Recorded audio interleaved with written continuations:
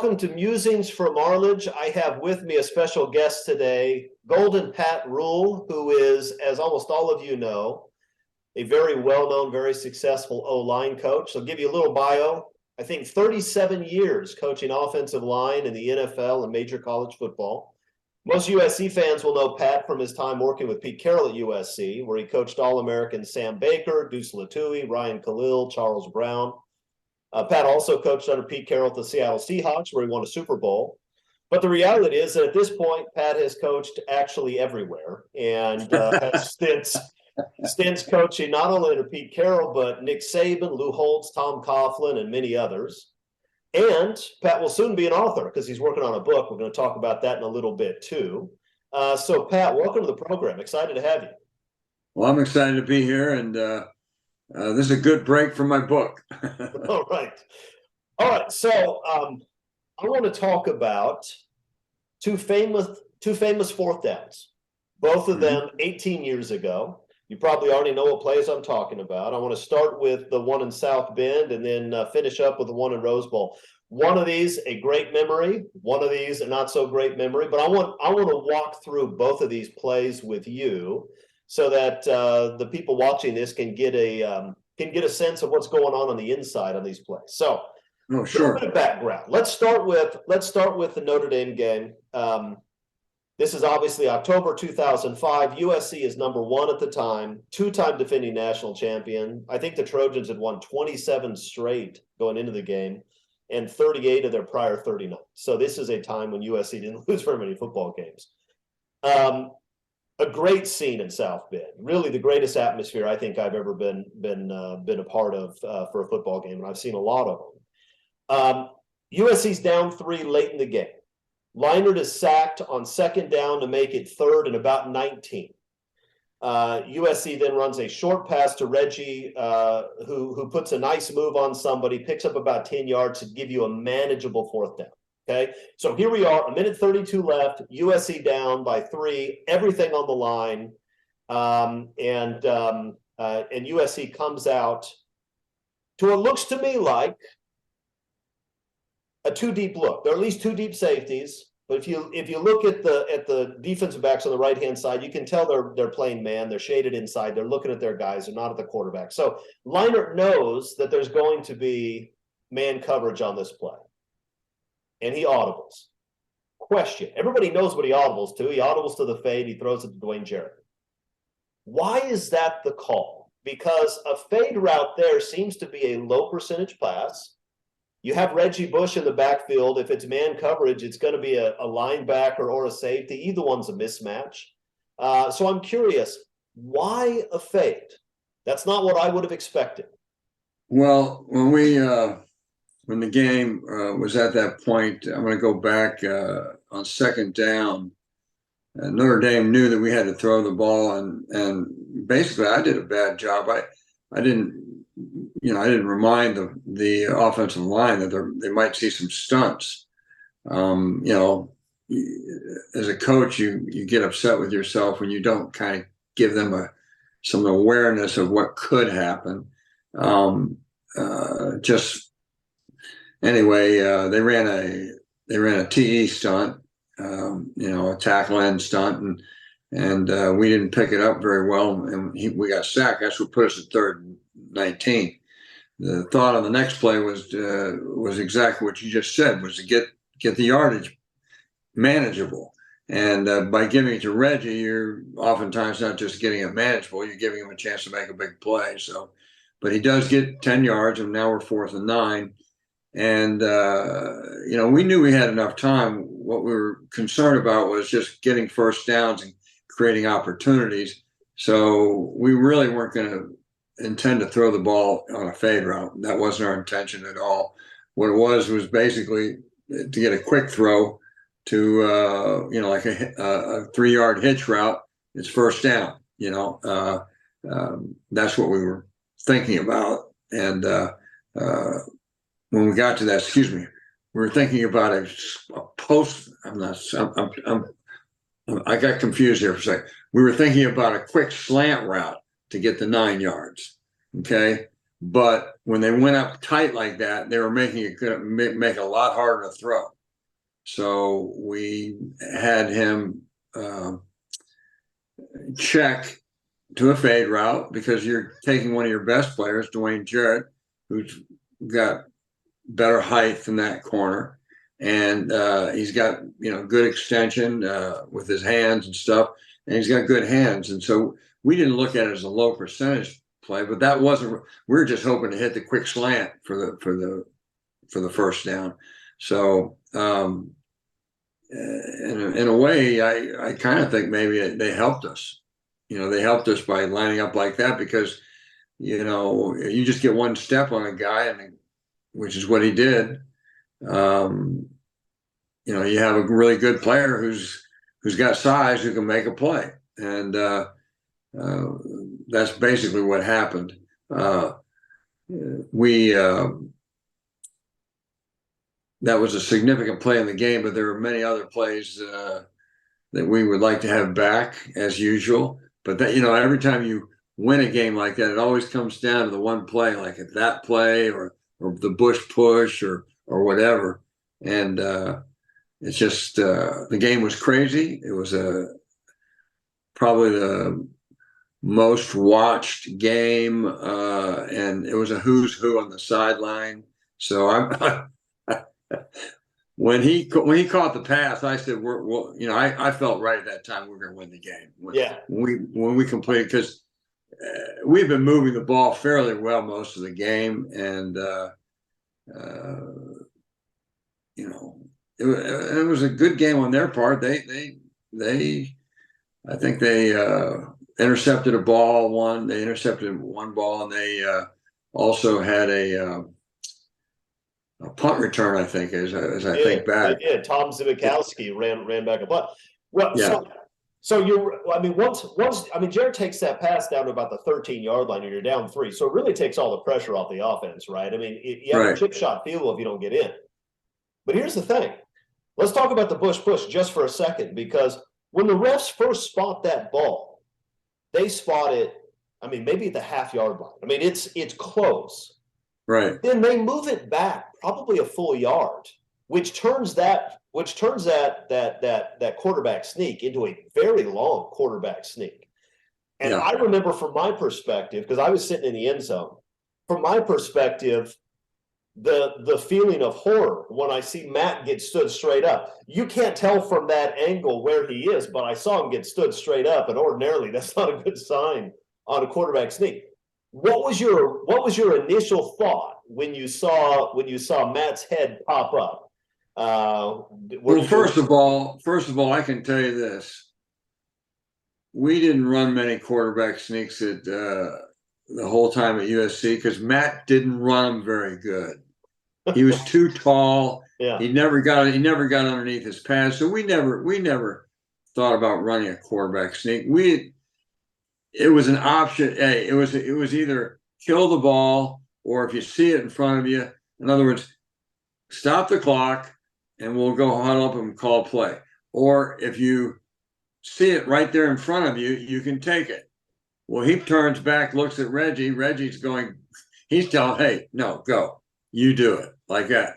And Matt kind of went in there like a floppy fish. And I was like, when I was watching him, I was like, oh my God. And then all of a sudden Reggie comes up and hits him in the back and knocks him into the end zone. And I'm thinking, like, that might be the most poorly executed quarterback sneak I've ever seen in my life. What you teach the quarterback to do on a quarterback sneak is if it's this far, you tell him to, stick the ball over and then pull it back, to just get it over and pull it back. But when it's a foot, 2 foot, 3 feet, well, then not 3 feet, but 2 feet, you go, okay, drop your shoulders. We got a good offensive line. You'll find a crease in there. Just dig your feet, and you'll end up with 1.5 yards. And which is what normal people do. But Matt, I don't know. Matt might have been looking at the TV camera at the time. I don't know. I was like, what are you doing standing up like that? But all I know is he got in the end zone, and the rest is history. After that, it's the whole thing. He fumbled. He fumbled. He tried to run into a couple plays before he tried to run in and fumbled it out of bounds. Yes, yeah. And a lot of the Notre Dame people thought the game was over. They were swarming the field, not realizing when the ball goes out of bounds, the clock has to stop. Right. Yeah. So, I mean, the whole. I mean, those kind of games are, they're great memories, and they're great things to review and talk about. But like I just said, you and I were talking earlier. I said, hey, if we'd have lost that game, we'd be questioning what the hell were we calling Matt on a sneak for? Why did he do it? It was his choice. We gave him. This is a case where we give the player the choice. If he sees it, he should take it. Well, I didn't see it. I'm looking there. They're all packed in there. I didn't see it. I'm like, what are you looking at? But look, it can't turn out any better, because if it's well executed, then you go from horror to elation in the span of just a half second when Reggie pushes him. You don't have the famous nickname. The fact that it was poorly executed makes it better in the long run. Yeah, yes, it does. It makes it better history, but it was still. I mean, sometimes when something like that happens, you think, yeah. I've always considered myself a very lucky person. I've always been around good people, and for whatever reason, luck happens. I mean, it's just, and it happens because you work hard, because you prepare, and you anticipate. And so what happens is when those kind of things happen like that, you think, well, we're a great team, and great things happen to great teams. They seem to always find ways to pull it out sometimes. And so you just, you ignore it because you won. But if we'd have lost, oh my God, we'd have been criticizing ourselves about giving Leinart the option to do that. Why Reggie told him to go ahead. I mean, there's, why didn't we just clock the ball and call a play that, we knew, that we could execute with good success? And I mean, it's just, there's so many things that when you go back and review a game like that you go, wow, we had a little luck. And but let's talk about when the luck ran out. And this is not a favorite memory for either one of us or any USC fans, but it's such a momentous play in college football history. And so we're talking about the 4th and 2 at Texas, of course. And I don't mean to suggest that play decided the game. There were a lot of plays in a game that close that could have decided the game. But you're talking about 2 all-time great football teams. And let's be honest, Texas was an all-time great football team. That was an excellent defense, loaded with NFL talent. Offense was loaded with NFL talent, and one of the all-time great college football players in Vince Young. That was a great football team. Yes, it was. USC let them hang around by leaving points on the field the first half through silly laterals, a pick in the end zone. But, these things happen. So it's 4th and 2. First question for you, because this is, I think I know the right answer, but this is a little bit controversial. Should USC have punted the ball on 4th and 2 and tried to pin Texas deep inside their own territory? Do you agree with going for it? I totally agree with going for it, and here's why: because they were having a hard time stopping us. And hold on, I got a call coming. I got to get this. Okay, all right. They were having a hard time stopping USC. USC was having a hard time stopping Texas too, for that. Yeah, and well, that's what Coach went through Coach's mind. He said, "I don't think we can stop them." Yeah, he said, "You guys." He was willing to count on us to get the first down, and I totally agree with that decision. And I even agreed with the idea that we'd run the power, because they hadn't stopped the power for anything. Probably, I think they stopped the power one time for 5 yards. Every other time it was 6, 7, 8 yards. And so it was a good thought to call that. Where where we failed was the offensive line is partially responsible for this because we didn't close the backside B gap effectively, which was Winston Justice. He had done it earlier in the year, did it marvelously, and I didn't have any doubt that he would do it properly. But I don't know if he got startled or whatever. He just threw up an arm and hit a blitzing linebacker that was coming in the gap, and he bounced him towards where we were running the play. All right, so I want to get into the meat of this play in just a second because there's a lot I want to ask you about. But one of the other criticisms people have made is why not have Reggie Bush on the field? Even if you're not going to give him the ball as a decoy, why not have him out there so people have to worry about it? What's your response to that? Well, Reggie's good. Lindell's good. Reggie's probably better at creating big plays, but Lindell was, a strong runner. Here's what I mean, looking back at it, what I'd like to say, Chris, is that I would have liked us to call a play that was a 2-option type play. But this is easy to criticize because when you lose, we all have the answers. So, but I at the time I thought, we've run this power over and over and over again. I would think right by now that they would be trying to stop that play. And so, anyway, I felt that what we should have done is, had a hard fake into the line of scrimmage and rolled out with Matt Leinart with a chance to throw it in the flat or him just run for the first down. But just how these things get developed, we actually fumbled the ball the play before, and we were maybe 6 inches away from a first down. But when he fumbled it back, and it went back about 1.5 yards. And so this is it's almost like a harbinger. We just fumbled the ball. I mean, like at least we recovered it, but. And I understand Coach's point is he did not want to put the defense back out in the field. Vince Young was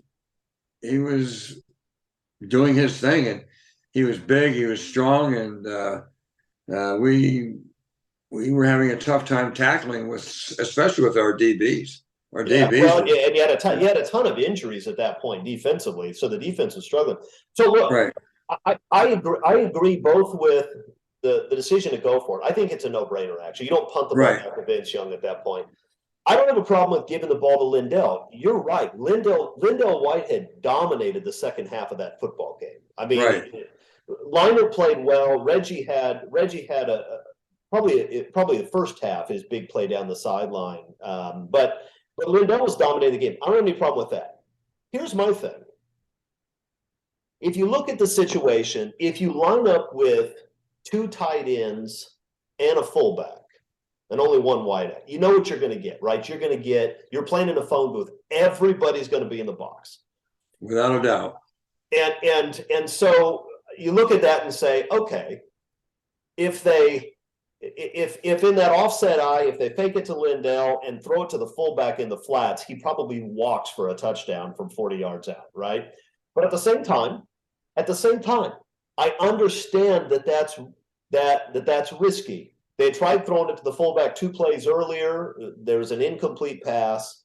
Lindell had dominated the game, and you probably figure, look, our offensive line and Lindell will get us 2 yards because they've done it for the last 2 or 3 years. They've done it every single time we ask them to do, right? Yes. All right, so let's talk about what goes wrong. And I'm not doing this to beat anybody up, but just it's fascinating because this is. Most of my scars are healed already, so I'm okay. Good. And look, here's the thing. This is like ESPN had a thing not too many years ago about the greatest games in college football history. This is number 1 on their list. I mean, this is one of the greatest games of all time, and this is probably the play of the game. So you run power. The fullback tries to kick the edge. Doesn't do a great job. That guy does a nice job of holding his ground and actually doesn't get kicked out. He is actually able to shed the block and drift inside. He gets a piece of Lindell. Michael Huff, the safety, who's probably lined up 3-4 yards off the ball. Like I said, everybody's in the box. Right. He gets blocked by the pulling guard from the backside. Everybody in the front side's blocking down. But Huff, especially for a safety, does a heck of a job not getting driven back, right? And he's still standing not too far off the line of scrimmage, and he gets a little piece of this also. Right. There's another guy who's a part of it, and you started to tell the story of that. So let's talk about that other defender and Winston Justice and what was supposed to be happening on the backside that leads to that third defender who gets a piece of him too. Right. Well, when you run a power play, basically it's a gap play. Everybody blocks down, the fullback kicks out, the backside guard pulls in and leads the runner. In this particular case, everything was going fine. You're right, the fullback had problems. We had a pretty good double team, and Ryan Khalil had done his job. But the backside tackle, Winston Justice, he has to protect the backside B gap. And what they decided to do was blitz the backer in the B gap. Okay. And when he blitzed, instead of cutting him like I had told him before, always if the guy's on the move, you cut him in the hole. Go low on him so he can't bounce off of you and go someplace else. So when it happened, I think it startled Winston. He had cut guys before in the hole on those kind of situations, but he didn't do it on this one. And it really cost us because that backside linebacker, here's the front side A gap. Well, the backside linebacker here doesn't get cut, and he's drifting right into the backside or into the front side A gap. So we don't cut this guy, so he's now drifting. So it causes Lindell to push to the outside where the fullback was having problems. And this play had been run probably 5 or 6, maybe 7 times before, and Lindell had hit the front side A gap. The linebackers were over scraping to the power, and we just kept hitting that front side A gap, and they were having difficulty with it. And so it was a natural play call. But like I said, sometimes in situations in big games like that, you need to give yourself 2 options, an option for a quarterback run or an option for to throw in the flat.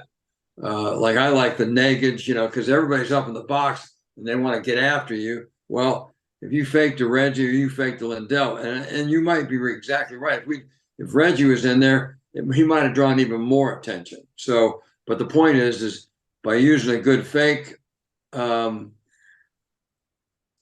you get a guy wide open in the flat, and I just, I was heartbroken over that. I mean, I think of all the losses I've ever suffered in my entire life as a coach, that loss hurt the most. One, because my right tackle did not quite do his job correctly. And 2, second guessing Kiff, I would have said, hey, we should have run a option, some type of negative where the quarterback has an option to run it or to throw it. And so anyway, I tell you what, and I know you've known Pete for a long time. I've met him, but I don't know him. Pete Carroll is one of the all-time great football coaches. And absolutely. So let me say that up front. You can count on one hand the number of guys who have won national championships and Super Bowls. I think there are only right. 3. I think there are only 3 of them. So what I'm about to say is actually not a criticism of Pete. It is that Pete has 2 calls in his career where people question the play call, and if the play goes a different way, he has 3 straight national titles and 2 straight Super Bowls, which is like an unbelievable resume. That elevates him above just about every Hall of Fame coach. Do you right. know him well? You know him well. Does that eat at him? Yes. Yep. I think sometimes he goes to bed at night, even today, and thinks back about those plays. And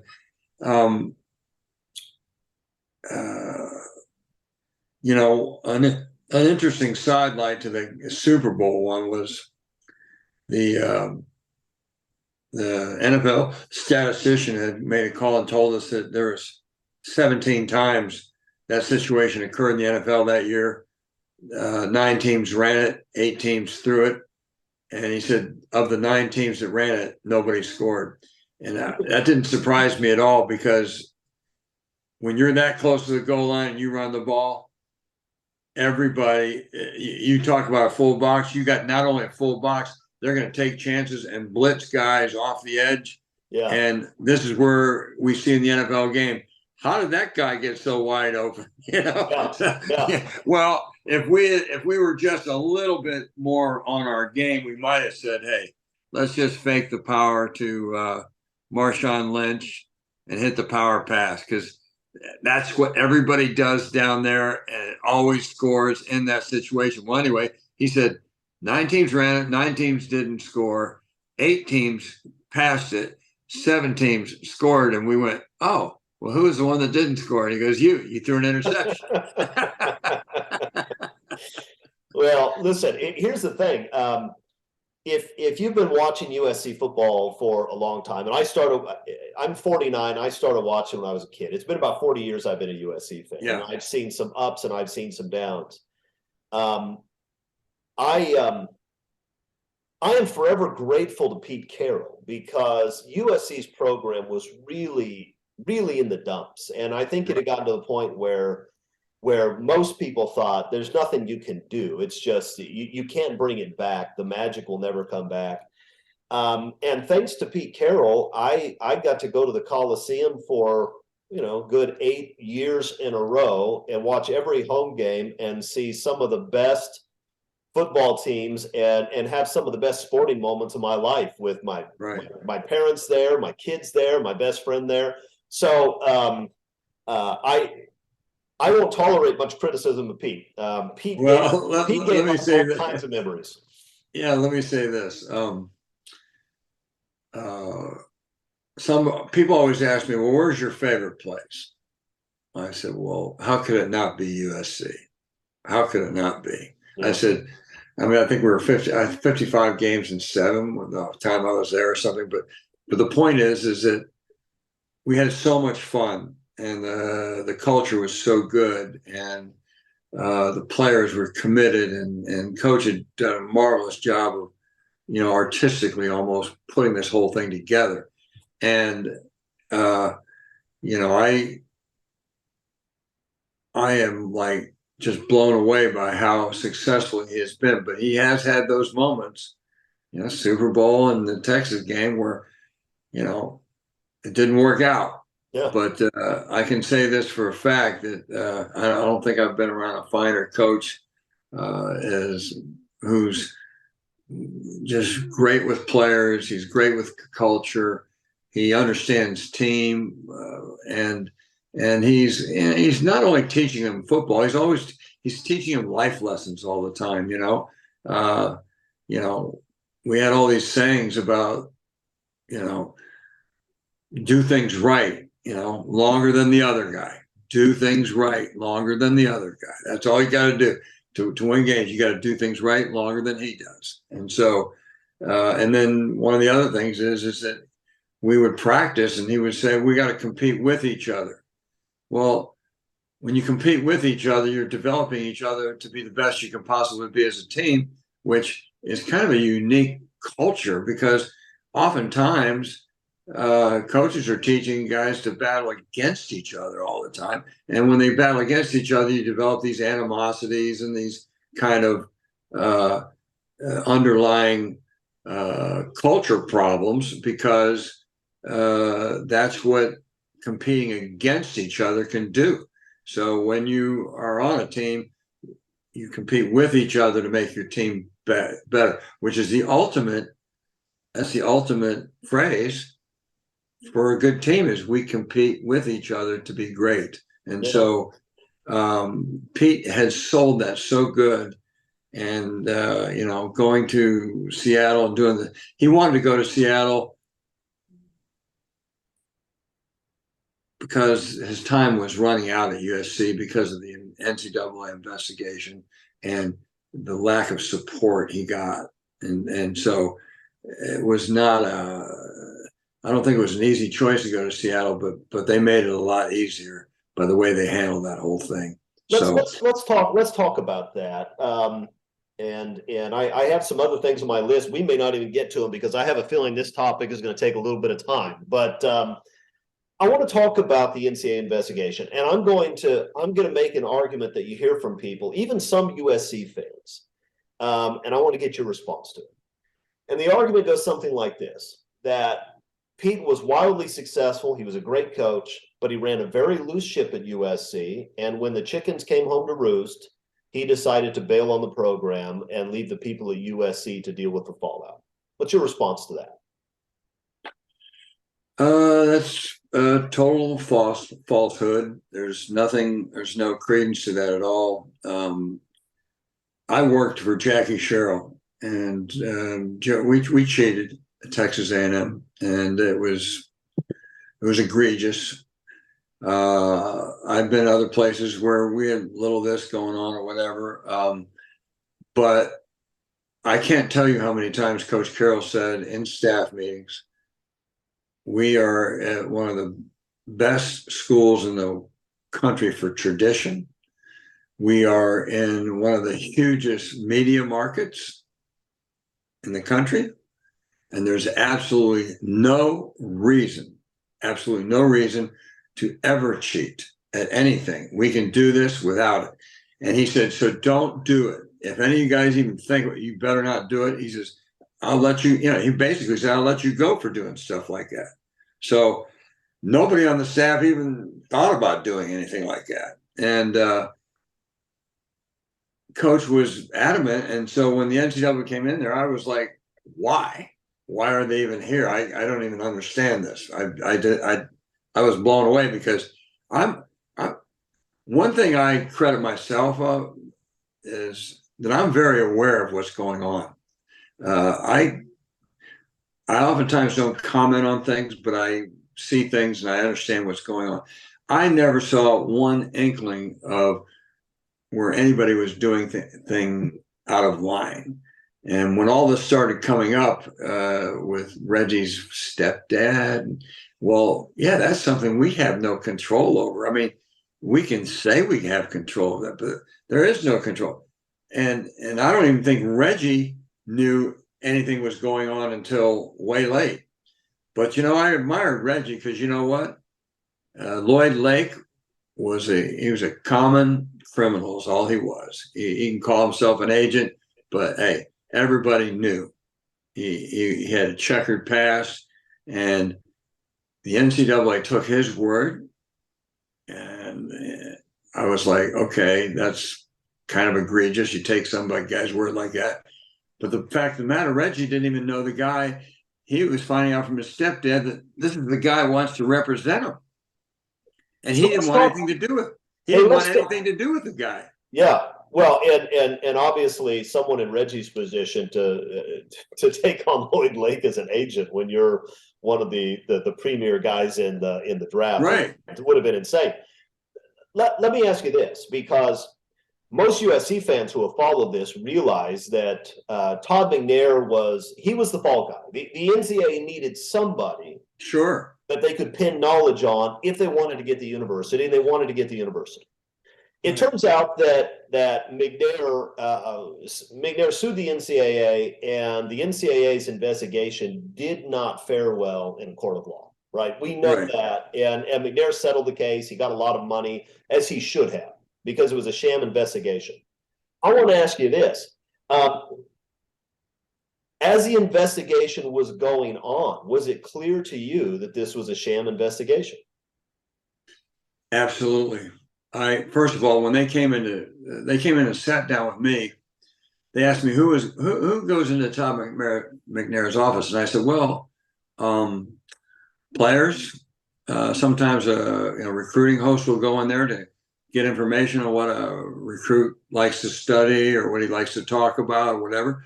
But they go, this is what they said to me: you're lying. I was like, what did you just say? And they said, you're lying. I said, what are you talking about? How can you make that statement to me? I said, you got no proof that I'm lying. And I said, second of all, I wouldn't lie. I would not lie. I'm not lying for anybody. So they will leave my office. They come back the next day and said, turn in your recruiting logs. I said, I turned them in. They said, turn them in. I said, I turned them in to you the day before. I turned them in. They said, well, we can't find them now. And I said, okay, so you're incompetence. You lost my recruiting logs. Now you're taking your failure and your incompetence and now placing it back on me. So I got to refill these things out. And they said, yeah. And I said, no, I'm not doing it. You've got them. You're doing this because I got mad at you for, because you guys called me a liar. And they said, well, you're being uncooperative. I said, you won't even let anybody ask you a question. There's no due process. And you're saying I'm uncooperative? I don't think so. And I said, I don't even see anything that you guys should even be here for. Nothing. And they've been going at this for 5 years. 5 years. I thought, well, those guys at NCAA must like the beach and they must like LA and they must like hanging out here. And they don't want the investigation to end because after 5 years, the biggest thing they came up with was a tennis player using the phone. And obviously Reggie's stepdad. But here's the point. That could go on at any school. Every school can have that issue. There's no way the university can control it. There's no way the coaches can control an agent talking to a parent and trying to influence that parent. There's no way that they can control that. By the way, so let's look. Let's go ahead. Look. So Reggie's parents got some benefits. Fine. Let's go ahead and stipulate that Reggie then received what would be considered unlawful benefits according to the NCAA rules. Fine. Here's my question for you. You've been around college football for a long time. Of the prior 40 Heisman Trophy winners, how many of those guys do you think got some sort of impermissible benefit while they were in college? I don't know, and I wouldn't want to even care to guess, but I'm sure there's some of them. But here's my point. Reggie, the athlete, who was on scholarship at USC, did nothing wrong. He did nothing wrong. It's his stepdad that did this. And you and the kind of penalty that the NCAA handed out for this, when you look at what happened at Ohio State, they're all selling their bowl gifts online and cars and all that stuff. Some kid at Florida took $100,000 from an agent and they got nothing. Yeah. They got basically nothing. This was a hit job. This is a basic, my point, it was what I believe is a political hit job to take SC down because they were threatening, they're basically threatening the hierarchy of college football, and ESPN had connected with the SEC, and I think, in my opinion, it looked like, hey, first of all, the guy who's leading this charge was Paul D. Paul D had the most criminal at my alma mater. At my alma mater, he had the most criminal program probably ever in the history. I mean, guys they had escorts and drugs and money and clothes. And I mean, they were all living like Caligula. All of those guys. Yeah, I think it was 78 or 79 players that. Yes, it turns out. Yeah, and so here you have that AD who's trying to take down USC, and I'm like, this is so egregiously wrong on every level. And when we got in front of the judges go, this is an egregious case. It's not even, they were basically saying the NCAA was wrong. But then you have Mike Garrett, who was pulling his support from Pete and Tim Floyd. And I'm like, Mike, we have this is fight on. Fight on. You got to fight for those guys you believe in, Mike. And I think that angered coach as much as anything is, hey, we're not living up to that. We didn't live up to fight on. He just turned his back on his two best coaches, and neither one of them were charged by the NCAA. Neither one of them had any issues with the NCAA. And the two guys that were accusing him of stuff were both criminals. They're both criminals. You mentioned that Mike Garrett. You mentioned two things. That one, Mike Garrett didn't support Pete Carroll and Tim Floyd. I'm going to ask you why you say that in a second. But you also said Pete's time was running short. Are you saying that you think Pete Carroll was going to be fired at USC over the NCAA investigation? No. Okay. I said what I meant his time was running down was because he wanted to be the best football coach. He's always wanted to be the best at everything, and he's always in he calls it a relentless pursuit to be the best teacher, find the best teaching method. And his time was running out because when your administration has forgotten fight on, Mike should have been fighting for those guys. Should have said, hey, I believe in my guys. I care about them. And this way, but that's not what happened. It's basically saying, hey, let the NCAA do what they want. No, I think you have to, if you believe in fight on and you're right, you better fight. You better fight. Because I'm going to tell you something. If you don't fight, bad things happen to you. And this is what happened to USC. Bad things happen to them because there was a decision not to fight the NCAA. They should have fought them with everything they had because they had nothing. They had nothing that would warrant that kind of a punishment. And they could prove it in a court of law. Well, what happened is they backed off, just took it, and then Todd McNair, he fought on. He said, "No, I am not taking this." And what happens to him? He got an 8-figure settlement. 8, not 7, 8-figure settlement. So what does that tell you? The NCAA was wrong. They knew they were wrong. They wouldn't release the emails. They wouldn't release their texts. And so they basically said, we're wrong. We goofed up, but you still got the penalty, which that would have never happened if we had gone after them, Yeah. No, look. You can see I'm a little passionate about this because my daughter went to USC. I love USC. I think USC is one of the best places I've ever been in my entire life. And we had a blast there. And I think they hired the right guy in Lincoln Riley. I believe in that guy. He came to Seattle to talk to Coach about culture and football and stuff. The guy he's sharp. He's smart. He connects well with players. And I thought it was a great hire, an absolute great hire. Yeah. Listen, you're right to be passionate about this, and this happened. I guess the NCAA penalties came down in 2009 or so. So it's been quite a number of years. But most USC football fans are still angry about this, and I'll tell you, from my perspective, what the NCAA did was criminal. And it was obvious, I'm a trial lawyer. I've looked at the proceedings and I realize how unjust the proceedings were.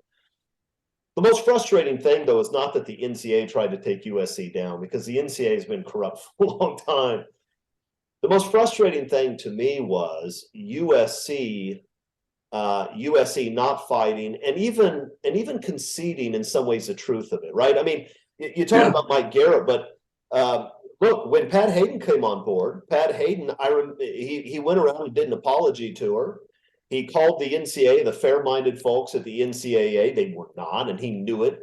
He talked about how USC from then on was going to win the right way. And the reality is that what USC did is not only took on the penalties, which they may not have been able to fix anyway, I don't know, but they ended up conceding the truth of the allegations because they weren't willing to fight them. And then they go around and give that ridiculous apology tour. And what that means is that for forever, the Pete Carroll era gets stained as an era of cheating, when the reality was that whatever Reggie's stepdad was up to, there was no competitive benefit to USC at all. There Right. was nothing found that any member of the coaching staff had done. And the reality is USC won, and they won big, not because of anything having to do with Reggie Bush's stepdad getting money. And for Pat Hayden to run around and talk about on national news, national media sources, well, now we're going to win the right way, was outrageous to me, and I'll never forgive it. I can almost forgive him. I agree with that. I agree with what you're saying, and I'm going to say this: too often times, and this is what I believe. Too often times, we want to take the political high road, and at the cost of our own reputations. Hey, listen, I've been associated with programs that did cheat. I didn't cheat. I never cheated, but I have been associated with Texas A&M. Hey, I can tell you, I knew it was going on from probably the week I got there. I saw a little, tidbits of things going, and I started thinking, college football has gotten so competitive that everybody kind of feels they got to cheat to get players, and they got to do this. Well, one of the things that Coach said constantly was, you don't have to cheat at USC. You sell the tradition of USC. You sell the education at USC. You sell the opportunity to be a USC alumni, which I can tell you for a fact. My daughter graduated from USC, and she got hired by some guy who said, "Hey, we like USC people." And she's now a post editor for Apple Plus, and just having all kinds of success. And so I'm just like thinking, what a great school this is that their alumni kind of stick together. They care about each other. They're compassionate, and then they have this moniker of "fight on," or symbol, "fight on." And I said, that's such a great thing to teach young people. Hey, keep fighting for what you believe in. Keep fighting for the things you care about. And then we turn around and we throw our hands up like we're guilty, and we start, cowering down. I'm thinking, like, why were we doing that? And then all of a sudden, next thing I know, the AD's not supporting Mike, or not supporting Mike. Mike Garrett's not supporting Tim Floyd. He's not supporting Pete. And then Pat Hayden. I don't know what it is. I don't know if they made the judgment to do it politically.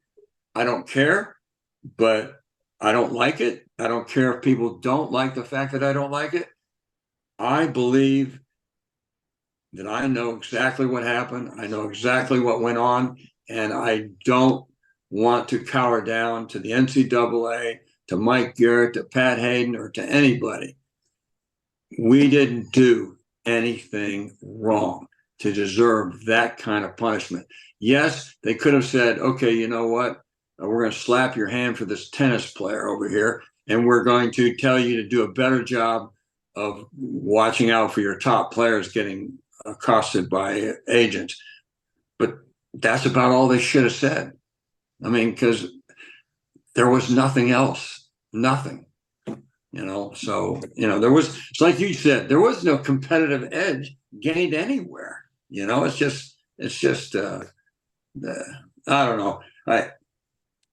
I've never seen something that I respected so much and cared about so much damaged by another institution that was egregiously going after it for political reasons, in my opinion. That's all I can think about. You can tell I'm passionate about it, but I still hold anger about it, and I shouldn't, because I'm past that. But it's the one thing in my whole life that I thought, wow, fight on was something important, and we didn't do it, So anyway. Well, I share your frustration, Pat. Listen, we're out of time, but here's the thing. There were a bunch of topics I wanted to cover with you. I wanted to talk about your book. I wanted to talk about team culture and how you build it. and maybe talk a little bit about O-line play, and we didn't get to any of it. Will you promise to come back and do it again? Absolutely. I'd love to talk about the culture that coach creates, and I'd like to, offensive line play. That's my forte. I'd like to talk about that, and then we can throw my book in there because it's going to be out pretty soon. We're going to talk about your book too. All right, we're going to do this again, and we're going to get to those topics. I appreciate your time today. This was a fun show. All right, thanks, Chris. I appreciate you, buddy.